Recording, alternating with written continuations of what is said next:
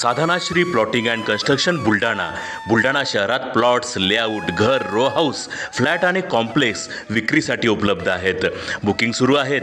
Podar layout, Sadhanashri नगर, Khondewadi, Jambharun layout, Shri Ramlalla नगर इथे booking सुरू आहेत. ऑफिस पत्ता आहे डॉक्टर लद्दड हॉस्पिटल जवळ, पार्लेवार बिल्डिंग समोर, बुलढाणा. आणि संपर्क श्री गणेश सिंग जाधव सर सातगावकर, कार्यकारी संचालक. Phone number 7385 46 66 66.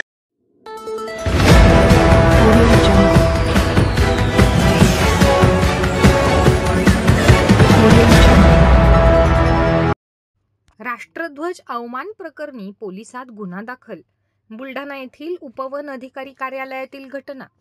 बुलढाणा येथील उपवन संरक्षक यांच्या कार्यालयाच्या परिसरात राष्ट्रध्वजाचा अवमान झाल्याने बुलढाणा शहर पोलिसात राष्ट्रध्वज अवमान कायदा 1971 नुसार कलम 2 नुसार गुन्हा दाखल करण्यात आला आहे.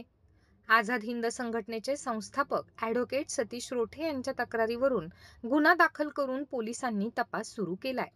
या प्रकरणी वन विभागाने तातडीने दखल घेत एका वन अधिकाऱ्याकडे तपास दिला असून दोषींवर कारवाई करण्यात येईल अशी प्रतिक्रिया उपवन प्रादेशिक अधिकारी यांनी दिली आहे. आम्ही त्याच्यासाठी हातही नाही लावला.